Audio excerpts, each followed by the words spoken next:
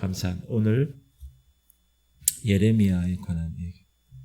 우리 예레미야에 관해서 이 말씀을 통해서 이 어두운 시대에 어떻게 우리가 이겨낼 것인가, 어떻게 사명을 가지고 이 모든 것들을 이겨낼 것인가. 우리 본문을 먼저 한번 조용히 천천히 뜻을 생각하며 읽도록 하겠습니다. 시작.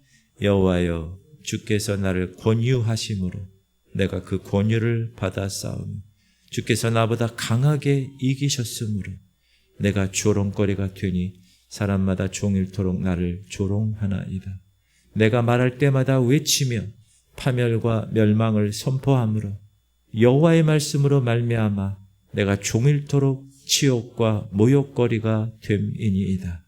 내가 다시는 여호와를 선포하지 아니하며 그의 이름으로 말하지 아니라 하면 나의 마음이 불붙는 것 같아서 골수에 사무치니 답답하여 견딜 수 없나이다.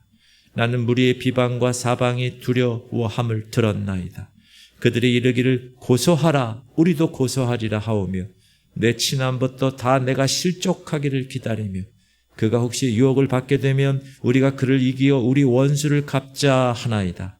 그러하오나 여호와는 두려운 용사 같으시며 나와 함께 하심으로 나를 박해하는 자들이 넘어지고 이기지 못할 것이오며 그들은 지혜롭게 행하지 못함으로 큰 치욕을 당하오리니 그 치욕은 길이 잊지 못할 것이니이다.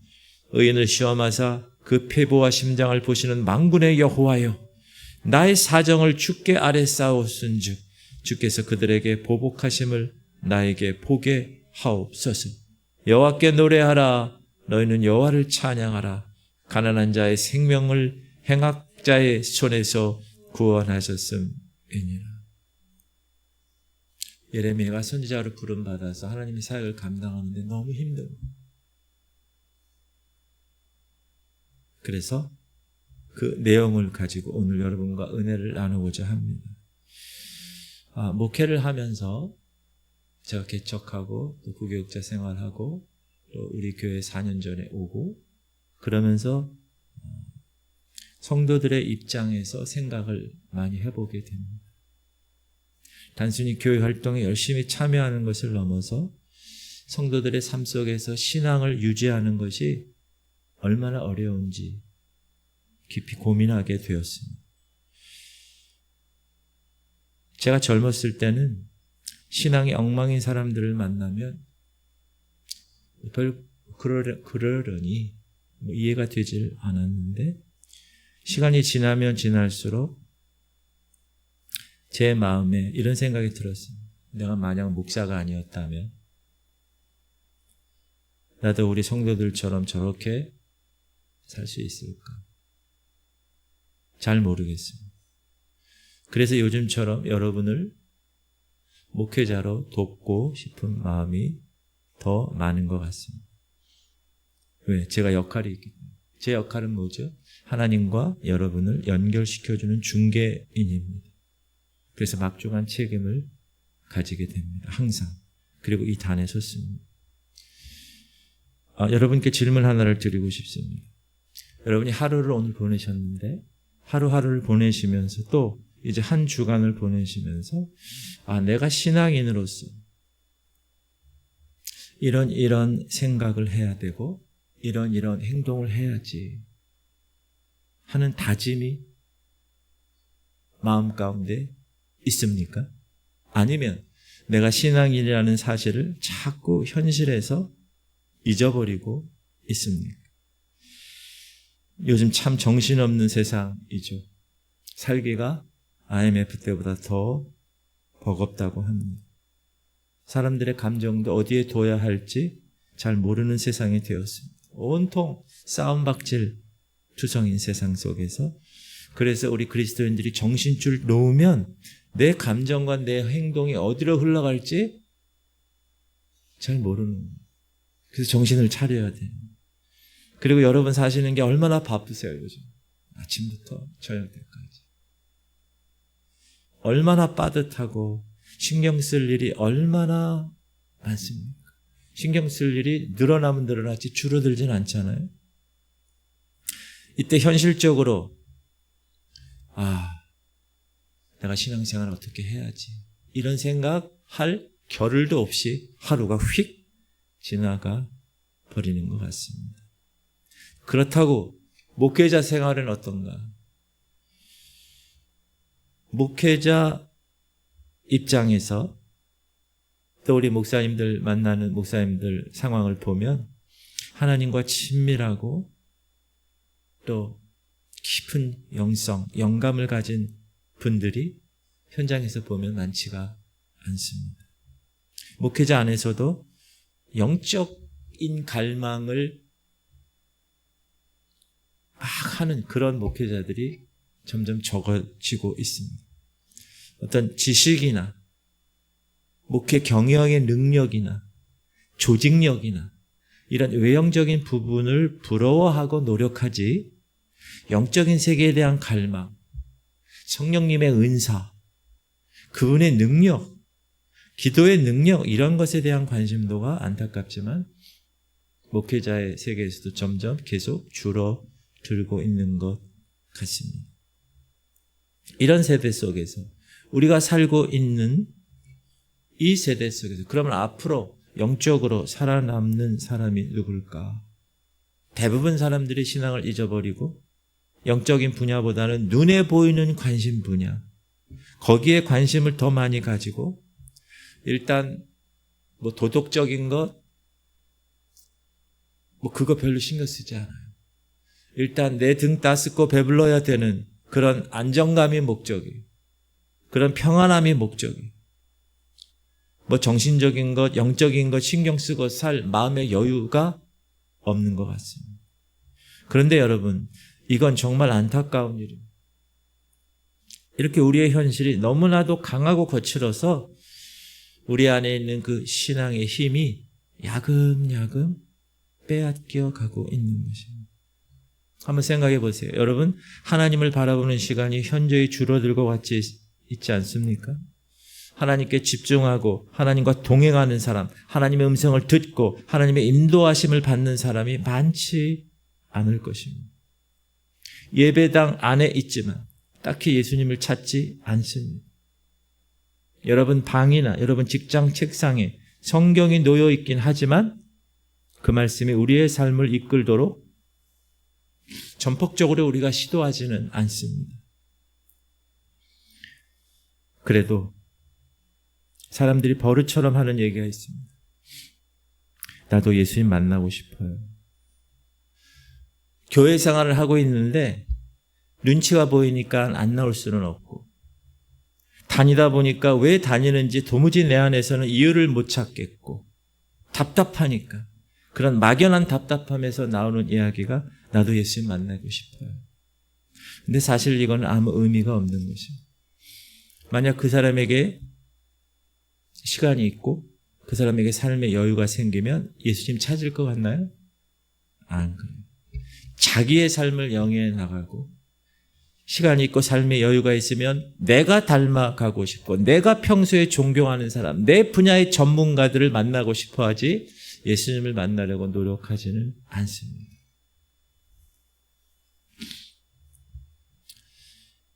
요즘 성령의 역사가 한국을 떠났다. 그런 말들을 많이 하고 있죠. 사실 그런 말은 저도 개인적으로 듣고 싶지는 않은데 정말 성령께서 한국을 버린 건가? 성령 하나님께서 우리 대한민국을 버리셔서 역사를 안 하시는 것인가? 그런 건 아닙니다. 성령님은 언제든지 이 대한민국에 오고 싶어 하시고 오늘도 여러분에게 오고 싶어 하십니다. 여러분의 심령을 소유하고 싶어 하세요. 단지 사람들이 성령님을 원하지 않을 뿐이라는 거예요. 지금도 성령의 역사는 어느 누구에겐가는 일어나고 있다. 어느 누구에겐가는 간증이 있고 치유가 있고 회복이 일어난다는 거예요. 그런데 주변을 보면 목회자들도 그래요. 부정적인 얘기만 하는 사람들이 있습니다. 안 되는 것들만 얘기하고 어려운 것들, 힘든 것들만 얘기하는 사람들이 있어요. 왜 그렇죠? 왜 그럴까요? 생각해 보면 그것은 자기 삶의 열매가 없다는 것을 합리화시키려고 그렇게 합니다. 내가 실력이 없어서가 아니고 지금 이 시대가 그런 시대야. 지금 이 시대 상황이 그래. 그래서 내가 그런 거야. 이렇게 자기가 열매 없음을 합리화시키고 핑계하려는 것입니다. 그럼 정말 환경이 안 좋으면 다 실패할 수밖에 없냐? 지금 너무나도 어두운 세상인데 자포자기하고 손 놓고 지켜만 바라보고 있어야 되는가? 한국과 교회 상황이 너무 어려우니까 코로나 이후에 여러분 교회 상황이 너무나 어렵다는 이야기를 많이 들어요.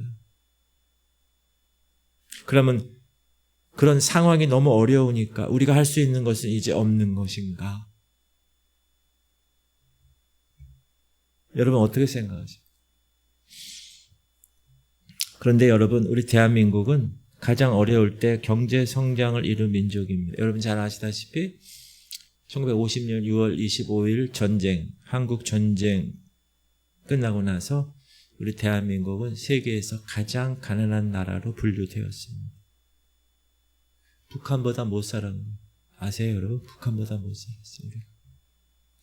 국민 대다수가 절대 빈곤에 허덕였어요. 저 어렸을 때 생각하면 정말 하루 3끼 먹는 거 쉽지 않았어요. 밥 먹는 거. 국가의 미래를 볼 때 국민 대다수가 비관에 빠졌고 회의적이었어요. 그런데 반전이 일어났어요. 60년대, 70년대 산업화 전략으로 인해서 경제 성장을 이뤄냈어요. 그때 국민들이 단결했죠. 여러분이 살고 있는 이 대한민국은 그래서 반전의 나라, 역전의 나라라고 볼 수 있습니다. 수렁 속에서도 별은 빛나는 법입니다. 누가 그 별을 볼 수 있는가? 상황과 어두움과 얼굴 파묻고 있는 수렁에 얼굴을 파묻고 있는 사람은 절대로 별을 볼 수가 없습니다. 고통 속에서 한숨만 쉬고 있는 사람은 그 별을 절대 볼 수가 없습니다. 그래서 요즘 같은 때 힘들고 어려울 때 우리들이 일어나려고 한다면 여전히 빛나고 있는 별을 보고 싶다면 성경 중에서 사도행전을 읽으면 좋겠다라는 생각을 합니다. 사도행전은 초대교회 역사를 다루고 있는 책이잖아요. 여러분 그 당시는 상상을 초월할 만한 무서운 박해 시대였습니다. 먼저 예수님이 십자가에 처형당하셨죠. 그리고 당시 유대인들은 어느 누구도 예수님 죽은 후에 예수님을 따르는 사람들이 일어날 것이라는 생각을 전혀 하지 못했습니다. 교회가 탄생한다는 것 상상도 할 수 없었던 그런 상황이었습니다. 그냥 다 끝나버린 상황이고 가망이 없는 세상이고 다들 자포자기했는데 어떻게 됐죠?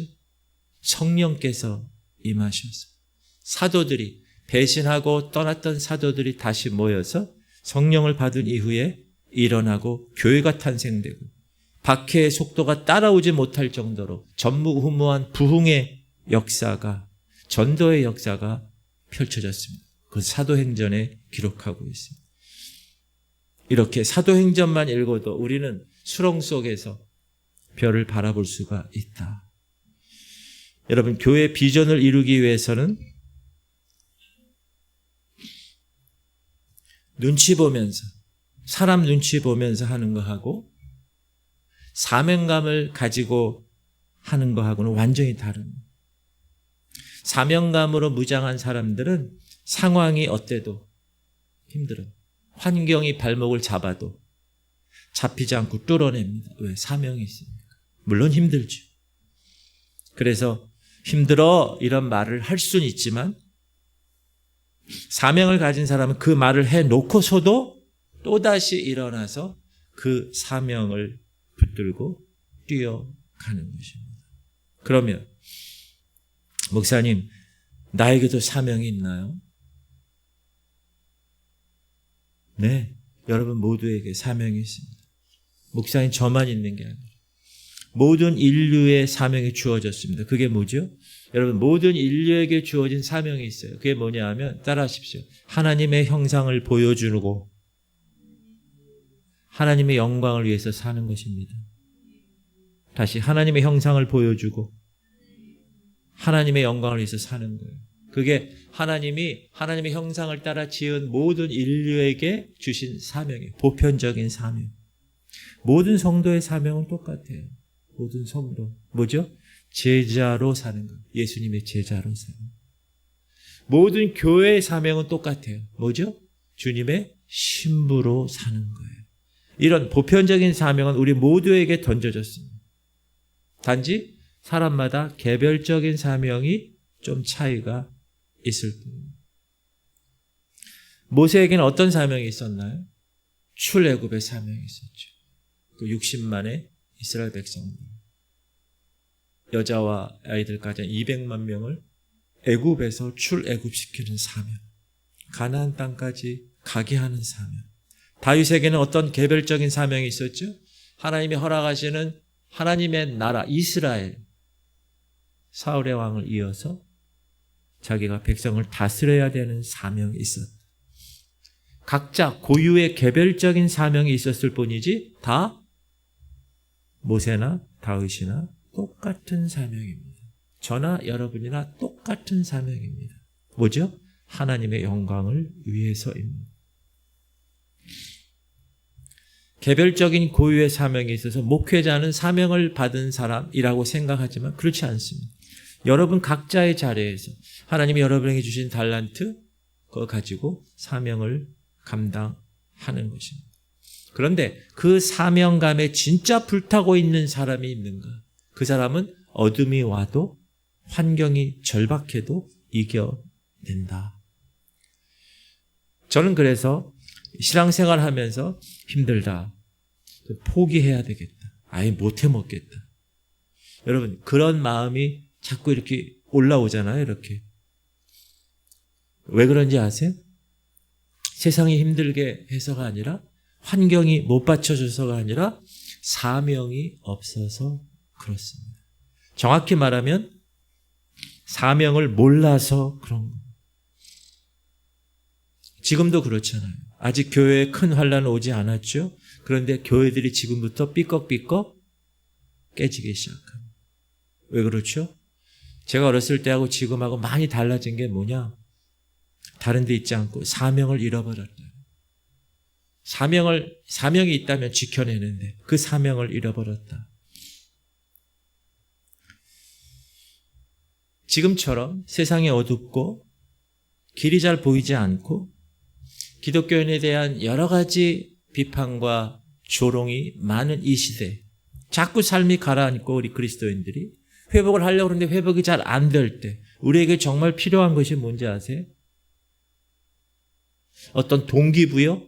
그것도 좋죠. 강하게 자극적인 어떤 그런 신선함? 그것도 좋죠. 누군가 와서 다독다독거려주는 위로감? 그것도 좋죠. 그러나 그런 것은 얼마 가지 않습니다. 세상 말로 약발이 오래 가질 않아요. 시간이 지나면 또 힘들어집니다. 그래서 이런 시대에 우리에게 필요한 게 뭐냐? 사명감을 다시 회복하는. 사명감이 무너지니까 앞으로 도무지 나가지 못한다는 거예요. 국가적인 이 한국이 지금 많이 힘들잖아요. 여러 가지 면에서. 그런데 이 대한민국의 상황을 타개할 수 있는 방법이 뭐냐? 사명감 있는 정치인들이 나와야 된다. 개인주의에 빠지지 않고 자기 욕심에 눈이 멀지 않고 자기 밥그릇만 따지는 그런 장사치들이 빨리 사라지고 정말 오직 나라를 살려야 되겠다는 사명감에 불타는 사람들만 존재해 주면 우리나라가 다시 일어날 수 있어. 2차 세계대전이 생기고 1940년대 나치 독일이 유럽 전역을 다 집어삼킵니다. 여러분, 독일이란 나라가 프랑스, 스페인, 그쪽 유럽을 헝가리 전부 다 잡고 있는, 다 먹었어. 어디까지? 이제 배 타고 영국까지. 그때 영국이 고립되죠. 특히 런던 대공습 때는 얼마나 독일군의 공격이 심했는지 영국 전역이 다 초토화가 됐어요. 아주 심각한 피해를 입었어요. 많은 국민들이 희생을 당했습니다. 국민의 사기가 바닥에 떨어졌어요. 1940년이라는 그 연도를 여러분 기억해야 되는데 독일군이 얼마나 기세가 등등했냐. 영국 혼자 남았어요. 유럽은 이제. 이 영국 혼자 히틀러와 대항을 하고 있는 거예요. 1년 동안. 40년, 1940년 1년 동안. 독일 폭격기가 영국을 하루 만에 몇백 대 와가지고 미사일을 쏟아붓는. 그때 영국인들은 얼마나 공포에 떨었는지. 그래서 지금도 영국인들은 그때가 가장 어두운 때라고 이야기하고 있죠. 모든 국민들이 다 절망해 버렸을 때. 그때 이 윈스턴 처칠이 일어납니다. 그리고 유명한 연설을 하죠. 뭐죠? 나는 영국은 결코 항복하지 않습니다. 나는 결코 포기하지 않습니다. 그 유명한 말, 절대로 포기하지 마십시오. Never give up. 그리고 이렇게 얘기합니다. 미래의 사람들이 이제 이 전쟁을 벗어나 번영한 영국을 보면서 그 영국의 전쟁의 때가 영국에 있어서 가장 위대한 역사에 기억할 수 있는 그때 단결해서 위기를 극복한 해였다라고 고백할 수 있게끔 그렇게 합시다. 누가? 처칠이 수상이 그렇게 얘기하는 거예요. 강력하고 힘있고 감동 있는 연설. 국민들의 사기를 올리고 국민들을 하나로 만들었습니다. 처칠의 그 전략으로 연합군과 함께 결국 독일에 대항해서 전세가 바뀌죠. 히틀러가 하다 안 되니까 영국을 포기하죠. 그리고 눈을 돌려서 어디로 가냐? 소련으로 가. 그러다가 몰락의 길을 걷죠. 독일이 패망합니다. 이제 처칠이 말년에 인터뷰를 했습니다. 그 인터뷰 내용이 뭐냐? 질문을 한 거예요, 기자가. 만일 당신이 1년을 더 살 수 있다면 당신 인생 가운데 어느 때로 돌아갔으면 좋겠습니까? 그때 처칠이 뭐라 그랬어요? 1940년. 그때로 가고 싶습니다. 그 전쟁의 때로. 그 무시무시했던 전쟁의 때.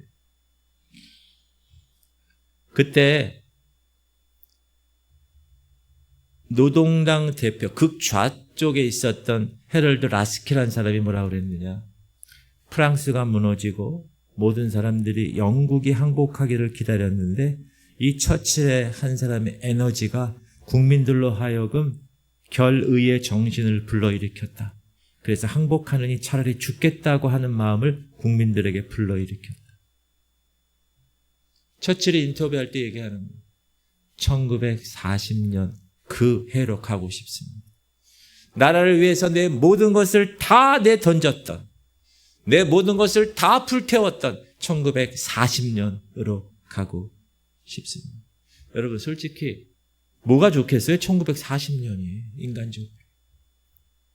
처칠이 얼마나 애간장을 탔겠어요. 잘못 판단하면 국민들 다 죽이는 그런 책임을 안아야 되는 거예요. 자기 정치 인생 끝날 수도 있는데 처칠이 뭐라 그래요? 그때로 돌아가고 싶다. 왜? 처칠에게는 자기 자신이 없었고 오직 영국만 보였기 때문에, 대영 제국의 명예만을 위해서 뛴 사람이었기 때문에. 그래서 전 세계 사람들은 지금도 이 처칠의 강력한 리더십을 그리워합니다. 여러분, 그 처칠의 강력한 리더십 뒤에 뭐가 있었을까요? 사명이 있었던 것입니다. 지금 이 시대는 사명감 있는 사람이 필요합니다. 누가 애국하냐 물어보면 사명 있는 사람이 애국합니다. 사명만 가장 크게 보이는 사람이 애국합니다. 그런 의미에서 오늘 본문 예레미야 우리가 읽었어요. 하나님이 예레미야를 부르신 이후로 예레미야 삶이 한 번도 나아진 적이 없어요. 말이 선지자지 살아가는 게 형편이 없는 거예요. 하나님이 분명히 부르셨어요. 부름 받아놓고 웃어본 적 한 번 없고 조금이라도 자기 자신의 삶을 살아본 적이 한 시간도 없는 거예요. 그가 그렇게 고통의 삶을 살았는데 왜 그렇게 살았어요? 예레미야가? 그 이유가 뭐죠?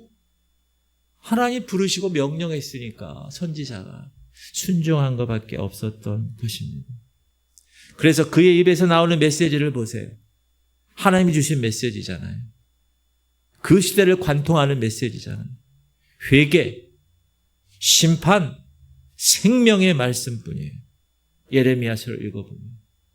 그 말씀이 그 당시 사람들에게 인기가 하나도 없었어요. 예레미야의 그 말씀을 듣는 모든 사람들은 다 열불이 났어요. 왜? 망한다고 하니까 너희들 회개하나며. 그래서 예레미야를 공격합니다. 오히려 예레미야에게 치욕과 모욕만 당하게 됩니다. 심지어 자기 친구들이 고소합니다. 친구들도 등 돌려요. 시작. 나는 무리의 비방과 사방의 두려워함을 들었나이다. 그들이 이르기를 고소하라. 우리도 고소하리라 하오며 내 친한 벗도 다 내가 실족하기를 기다리며 그가 혹시 유혹을 받게 되면 우리가 그를 이기어 우리 원수를 갚자 하나이다. 하나님의 부르심을 받았고 그 부르심에 순정해서 하나님의 말씀을 선포하는데 고생해도 남는 게 하나도 없다. 그러니까 여러분이 예레미야예요? 예레미야 개인 예레미야에게는 어떤 마음이 들까요? 아, 선지자 이거 너를 그만하고 싶어. 나 이제 안 할 거야. 저 돌덩이같이 딱딱한 마음 저 사람들에게 내가 전해서 뭘 하나. 아, 이제 그만해야지. 야, 너네 마음대로 살아라. 내 하나님에 대해서 말하지 않을 거고 이제 하나님의 이름 외칠 날 이제 없을 거야. 그런 마음이 예레미야 개인 예레미야에게 막 올라오는 거예요. 왜? 힘드니까. 오죽 힘들었으면 자기 인생을 저주하죠. 이는 그가 나를 태에서 죽이지 아니하셨으며 나의 어머니를 내 무덤이 되지 않게 하셨으며 그의 배가 부른 채로 항상 있지 않게 하신 까닭이로다. 어찌하여 내가 태에서 나와서 고생과 슬픔을 보며 나의 나를 부끄러움으로 보내는고 하니라. 왜? 인생이 너무 힘드니까. 자기 인생을 자기가 저주합니다. 그런데 말이에요. 멈출 수가 없는 거예요. 하나님 말씀을 선포하는 거예요. 멈춰지지가 않는 거예요. 왜 그렇죠? 그 이유가 8절 9절. 내가 말할 때마다 외치며 파멸과 멸망을 선포함으로 여호와의 말씀으로 말미암아 내가 종일토록 치욕과 모욕거리가 됨이니이다. 내가 다시는 여호와를 선포하지 아니하며 그의 이름을 말하지 아니하리라 하면 나의 마음이 불붙는 것 같아서 골수에 사무치니 답답하여 견딜 수 없나이다. 너무 힘드니까 자기 인생을 자기가 저주하면서 멈추고 싶었는데 멈출 수가 없다. 왜요? 사명의 불 때문에. 여기에 사명이 불붙고 있기 때문에 내 뼈의 골수에 사무쳐서 견디질 못하는 거예요. 그 사명에. 누가요? 예레미야. 여러분, 사명에 불이 있는 사람은 잠깐 고민할 수는 있어요. 잠시 주저하는 것 같아 보여요. 그러나 멈출 수가 없는 거예요. 다시 돌아가서 다시 뛰어갈 수밖에 없는 겁니다. 왜? 나를 붙들고 있는 게 그 사명이니까. 이런 어둠이나 절망이나 상처 따위에 내 사명이 붙들려 매어 있지 못하니까. 그 사명의 불이 꺼지지 않을 때, 비록 그가 어두운 터널을 지나간다 하더라도 그 사명으로 인하여 교회가 교회다워지고 종이 종다워지고 성도가 성도다워지고 자기에게 주어진 길을 어둠 가운데서라도 걸어갈 수가 있게 되는 것입니다. 왜? 사명이 있습니다. 할렐루야. 그게 지금 예레미야의 심정. 이 예레미야 심정이 여러분의 심정이 되기를 축복합니다. 교회 안에는 두 부류가 있습니다. 첫 번째, 사명을 깨닫고 그 사명으로 살아가는 사람. 두 번째, 그렇지 않은 사람. 이 중에서 누가 하나님 앞에 갈까요? 누가 세상을 이길까요? 하나님이 자신에게 생명되고 주의 일에 사명이 된 사람. 하나님은 반반을 원하지 않습니다. 치킨을 시키는데 요즘 반반 치킨을 시켜요. 양념 반? 프라이드 어떻게 하셨어요? 나 기억이 안 나가지고 지금. 반반 치킨. 하나님은 절대 반반인 사람 원치 않으세요. 하나님에게 어울리지 않는 말이 뭔지 아세요? 반반. 세상 반, 하나님 반. 하나님 너무 힘들어하세요.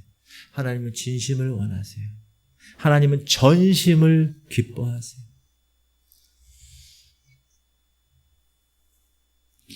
지난 4년간 제가 우리 교회에 와서 끊임없이 생각했던 것이 뭐냐? 출애굽 세대였습니다. 왜? 제가 그런 사람이 된 것 같아서. 자, 출애굽 세대들에게는 약속의 말씀이 있었습니다. 그렇죠? 그런데 가나안에 못 들어갔어요. 놀랄 일 아닙니까? 하나님이 구름기둥과 불기둥으로 만나로 매출하기로 반석에서 물로 이끌어 주셨고 말씀도 있었고 모세 가나안에 들어갈 모든 환경이 갖춰졌는데 못 들어갔어요. 왜 못 들어갔을까? 출애굽 1세대. 따라합시다. 자기가 중요하지. 하나님의 약속이 중요한 사람들이 아니었기 때문에. 다시 자기가 중요하지. 하나님의 약속이 중요한 사람이 아니었기 때문에. 그래서 못 들어요. 사랑하는 성도님들, 자기 자신을 바라본 사람들은 가나안의 성취를 이루지 못합니다. 자기를 보게 되면 광야 생활 내내 불평과 불만으로 삽니다. 그러나 가나안을 목적을 두게 되면 가나안에 들어갑니다. 이스라엘 백성들이 가나안에 못 들어간 이유, 광야에 있던 모든 사람들은 다 각자 기질이 있었습니다. 여호수아 갈렙도 가나안에 유일하게 2명이 들어갔지만 그들에게도 기질이 있었어요. 자아가 있었어요. 용사이죠. 용사가 자기 생각이 없었겠어요? 있죠. 그러나 중요한 것, 그 두 사람은 자기를 바라보지 않았어요. 약속의 말씀을 바라봤습니다. 그리고 그 말씀으로 자기 자신을 다스렸습니다. 그러나 대다수 사람들은 가나안을 원한 게 아니었어요. 만나를 원한 거였어요. 자기가 먹고 사는 거를 원했어요. 평안함을 원했어요. 복지를 원했어요. 그래서 가나안에 들어갈 수가 없었던 것입니다. 그럼 목사님, 내가 사명이 있는 사람인지 없는 사람인지 어떻게 어디서 발견하면 됩니까? 간단한. 따라합시다. 내가 어느 방향으로 가고 있는 그걸 보면 알아요. 예를 들어 볼까요? 아무리 중요한 일이 있어도 교회를 사랑하는 사람이면 교회 얘기만 나오면 하던 일을 멈추고 쳐다봅니다. 자, 여러분의 돈이 어디에 들어가는지, 여러분의 시간이 어디에 아낌없이 쓰고 있는지, 나는 어떤 선택을 할 때 고민 없이 그거를 덥석 잡는지, 하나님의 것이냐 세상 것이냐 둘 중에 내가 어떤 거를 잡는지, 내 돈, 내 시간, 내 선택이 내가 어떤 거를 잡는가, 그걸 보면 알 수 있어요. 그 사람이 사명이 있는지 없는지. 여러분이 사랑하는 영역, 여러분의 마음의 중심이 있는 영역, 여러분이 집착하는 그 영역, 그거 파악하면 됩니다. 내가 뭐에 미쳐 있는지 그거 파악하면 그 사람이 사명이 있는지 없는지를 알게 되는 것입니다. 성경에 보면 무너진 사람들이 나옵니다. 근데 이 사람들의 이름은 우리가 너무나 잘 아는 사람들이에요. 가룟 유다. 무너졌죠. 12제자였어요. 예수님의. 3년 동안 같이 먹고 자고 같이 사역을 한 제자였어요. 사울왕. 하나님께서 하나님의 나라를, 이스라엘을 이 땅에 만드시고 싶으셨을 때 처음으로 왕으로 선택받은 사람. 처음에 베냐민 지파의 작은 지파에 정말 겸손한 사울. 그러나 무너졌어. 요나, 삼손, 아론과 미리암, 신약시대 대마, 세상으로 갔잖아요. 여러분, 이런 사람들은 어떻게 되셨어요? 하나같이 다 무너진 사람들입니다.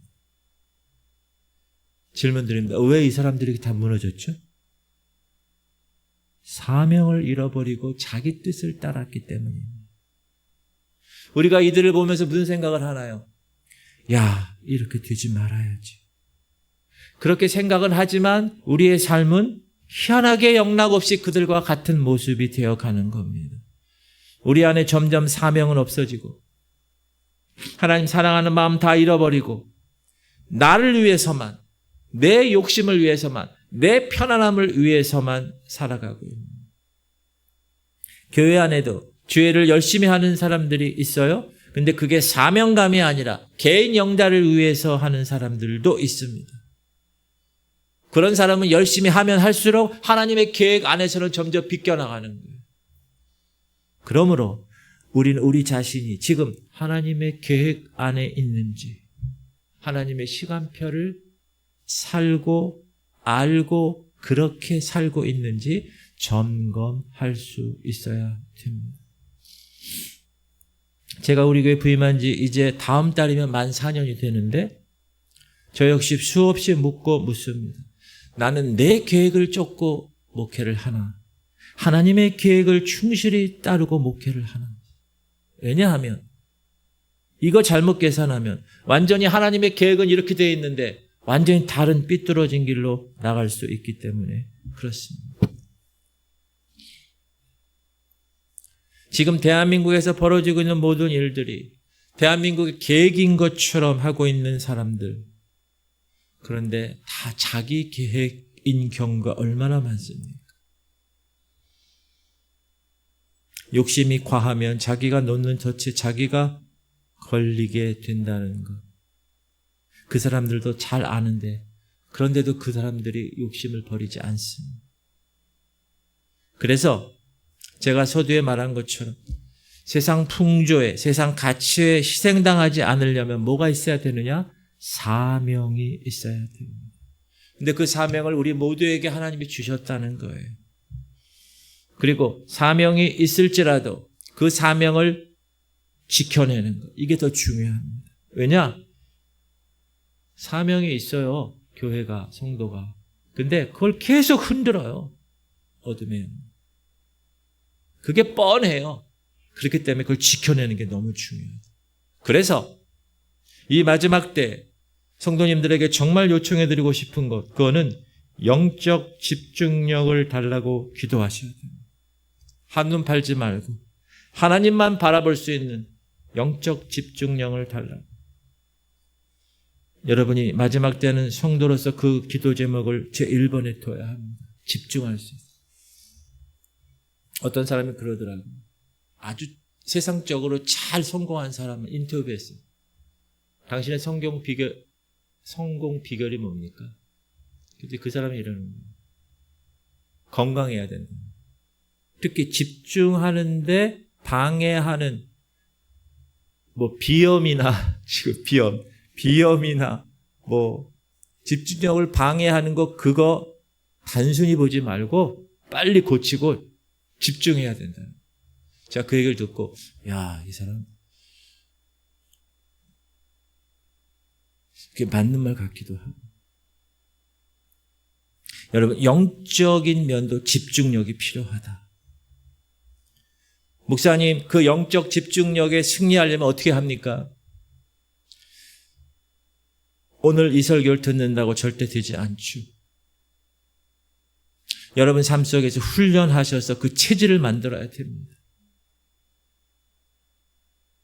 체질이 바뀌어야 돼요. 하루아침에 바뀔 수 있는, 목사님 그럼 그 체질을 어떻게 만들어야 됩니까? 하루아침에 되지 않죠. 그래서 하나님이 1순위가 될 수 있는 선택, 하나님이 1순위가 될 수 있는 결정을 지금부터 조금씩 하셔야 됩니다. 어떤 일을 결정할 때 하나님을 먼저 생각하고 결정하는 것.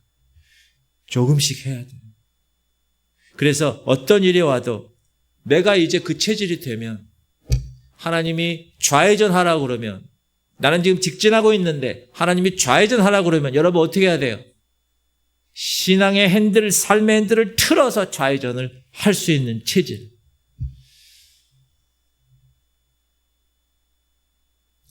지금 막 뛰어가고 있는데 하나님이 스탑, 멈춰 할 때 어떻게 해요?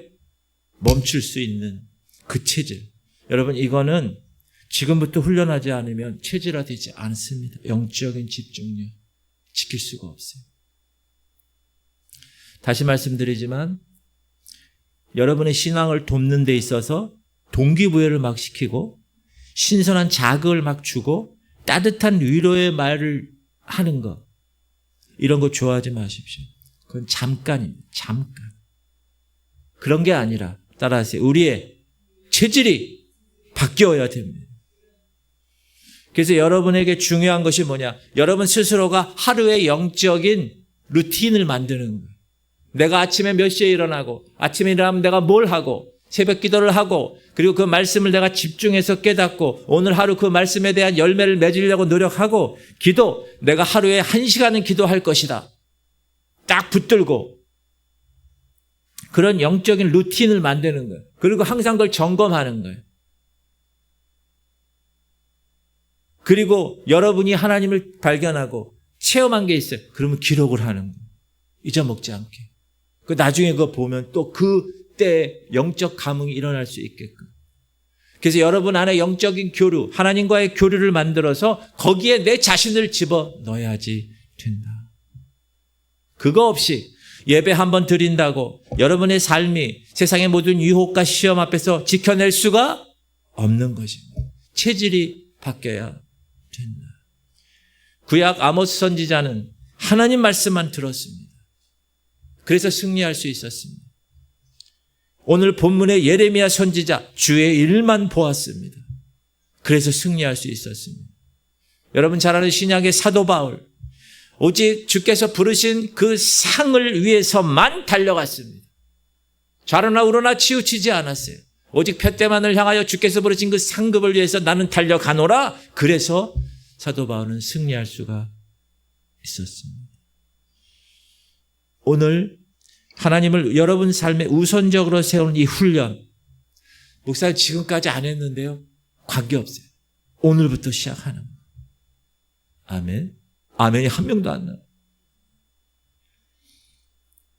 이 훈련 체질화되지 않으면 온갖 것들이 와서 건드릴 때 건드리는 족족 다 무너집니다. 그런 사람 많이 봤어요. 목회자, 그렇게 놀라운 목회자가 말년에 떨어져 나가는 걸 전 많이 봤어요. 체질화돼. 그래서 이게 체질이 돼서 하나님이 내 중심에 계시면 내가 이 좁은 길 포기하고 싶어도 포기할 수가 없는 거예요. 내가 내려놓고 싶어도 갑자기 마음에 불이 붙는 거예요. 성령의 불이. 오늘 새벽 기도하는데 막 성령께서 뜨겁게 하시죠. 어떤 때는 제가 집에 침대에도 잘 나오는데 막 뜨거워서 잠을 못 잘 정도. 그럴 때도 있는데 어떤 때는 냉랭할 때가 있는 거예요. 내 마음에 불이 붙어서 예레미야처럼 골수에 사무쳐서 내가 여호와의 이름을 전하지 않으면 답답하여 견딜 수 없는 지경이 되는 것. 힘들고 어렵죠. 수렁 속이라고 할지라도 주께서 계시는 저 천성의 별을 바라보면서 하나님 나라인 저 천성에 모두 들어가는 것을 최고의 목표로 하는 공동체 일원으로서 오늘도 내일도 순정하며 걸어갈 수 있게 된다는 거예요. 뭐한 사람이? 사명을 붙드는 사람. 할렐루야. 여러분 이 시대에 뭐가 필요합니까? 사명 있는 사람이 필요합니다. 제가 목회자도 같이 제가 이제 지방의 임원이다 보니까 이렇게 만나게 되고 이렇게 그런 경우가 많은데 그러면 저 사람이 지금 어떤 생각을 하고 어떤 역할을 감당하는가 잘 보면 사명이 있는 사람과 없는 사람의 구별이 딱 나오더라고요. 우리 지구촌 성결교회 상가교회고 많지 않은 교회 성도들이지만 사명으로 불타는 사람이 여기서 쭉쭉쭉쭉 나오기를 주님의 이름으로 축복합니다. 그 사명이 있는 사람만이 정치가가 그 사명이 있는 정치가가 이 나라를 구원하는 거예요. 이 교회에 사명이 있는 사람이 이 교회를 이끌어가는 거예요. 여러분의 가정과 심령과 여러분의 구원을 이 악한 세상으로부터 지켜낼 수 있는 사람, 사명이 있는 사람. 반드시 기억하세요. 두 글자 잊지 마세요. 사명. 이 가을날 우리에게 무엇이 부족했고 앞으로 우리가 무엇에 집중해야 되고 우리가 무엇을 훈련해야 되는지 항상 점검하시기 바랍니다. 우리 교회는 어떤 교회예요? 하나님의 시간표를 구별하는 교회예요. 여러분 교회 나와서 신앙생활하는 목적이 뭐예요? 이 땅에서 잘 먹고 잘 사는 거? 아니라고 그랬어요, 제가. 천국 가는 거. 다른 거 필요 없어요. 천국 가는 거. 하나님께서 우리 교회에 이 사명 두 글자가 여러분 심령 가운데 깊이 새겨져서 여러분의 삶에 승리가 있기를 주의 이름으로 축복합니다. 다 눈 감으세요. 세상이 어렵습니다. 저 어렸을 때하고 지금 교회가 이 시대 교회가 점점 힘을 잃어가고 있어요. 여러분 이럴 때일수록 이 어두울 때일수록 빛의 자녀들이 깨어나야 돼요. 세상과 동화되지 않아야 돼요. 세상 분위기에 굴복하면 세상 다 이래. 지금 예전처럼 그런가? 요즘은 다 그리스도인들도 교회 다닌다는 사람 다 똑같아. 여러분 세상 분위기에 굴복하면 안 돼요. 하나님의 말씀을 붙들고 세상을 저항하고 세상을 반대하고 하나님 나라를 이룰 수 있는 사람, 그 어두운 어려움 앞에서도 뚫어낼 수 있는 사람, 그런 사람이 사명자예요. 사명자. 하나님 이 사명자들이 우리 교회에서 불길처럼 일어나게 하여 주옵소서. 이 사명에 불타는 사람들이 우리 교회에 한 명이라도 이 예레미야 같은 후예들이 일어나서 우리 청년들이 주님을 전하지 않고는 답답하여 견딜 수 없어서 비록 손가락질 당하고 좁은 길을 한다고 이해되지 않는다고 합리적이지 않다고 사람들이 손가락질해도 하나님 주님을 전하지 않고서는 답답하여 견딜 수 없고 뼛속에 사무쳐 죽을 것 같은 그 사명자가 불같이 일어나는 우리 교회, 저는 우리 교회가 그렇게 되는 교회가 되기를 소망하고 있어요. 죽어가는 사람들이, 죽어가는 신앙인들이 다시 일어나 세워 일으키는 교회. 여러분 왜 성령님이 떠나셨어요? 우리가 성령님을 원하지 않아서 떠나신 거예요. 왜 교회가 예수님이 교회의 주인이 되지 못합니까? 왜 자기가 주인이 돼서 목사가 교회의 주인이 되고 성도 중에 유력한 자가 교회의 주인이 되는 사랑하는 성도님들, 우리가 다시 예수님을 원하고 성령님을 다시 초대하면 그분은 아직도 우리의 주인이 되시고 우리를 다스릴 수 있는 우리의 영원한 구원자가 되실 줄 믿습니다. 하나님 어느 때보다 영적인 집중력이 필요한 때입니다. 지금 세상이 너무나 혼탁합니다. 이 교회가 너무나 혼탁해졌어요. 우리 다음 세대들, 우리 자녀들의 지금 가치관이 세상적인 가치관으로 다 변했어요. 우리 때만 해도 우리 부모님 세대의 신앙이 조금씩 전해졌는데 이제는 세상이 워낙 세상 풍조 12년 동안 학교에서 배우는 게 진화론적인 가치관, 인본주의적인 가치관으로 배우다 보니까 교회에 일주일에 한 번 오는 거, 또 공부 때문에 빠지고 뭐 때문에 빠져 우리 자녀들이 세상의 가치관에 묶여 있어요. 너무나 안타까워. 주님, 영적 집중력이 필요한 때입니다. 주님을 바라보는 데 있어서 한눈 팔지 않게 하여 주옵소서. 세상 것에 기웃기웃거리지 않게 하여, 세상에 쾌락이 있으니 자꾸 기웃기웃거리는 그런 사람 되지 않게, 반반 그런 마음으로 비참하게 살지 않게 해주세요. 주님, 우리의 사명이 모여서 하나님의 원대한 뜻을 이룰 수 있는 하나님의 God-sized work, 하나님의 큰 그 그림에 나는 한 조각, 우리 교회는 한 조각 퍼즐을 맞출 수 있는 하나님, 그래서 그 원하신 뜻을 완벽하게 이룰 수 있는 그런 교회가 되기 원합니다. 우리 성도들이 그렇게 되기 원합니다. 하나님, 체질화가 되기 원합니다. 말씀의 체질화, 기도의 체질화, 성령 충만의 체질이 변화해서 내가 하나님을 택할 것인가 세상을 택할 것인가 우선순위에서 보란듯이 하나님을 택해서 그 가나안에 들어갈 수 있는 그런 백성들 되기를 소망합니다. 우리 통성으로 기도할 때 이 시간 주님 사명에 붙잡힌 자가 되게 하여 주옵시고 영적 집중력 훈련이 체득화되게 하여 주옵소서. 체질화, 내 체질이 변하게 하시고 내가 지금 어느 방향으로 가고 있는지, 내가 세상으로 가고 있는지 아니면 하나님 원하시는 방향으로 가고 있는지, 하나님이 좌회전하라고 그러는데 나는 직진하고 있지는 않은지 주님 이 시간 나를 점검하게 하여 주옵소서. 우리 주님 이름 부르고 통성으로 기도하겠습니다. 주여 할렐루야. 하나님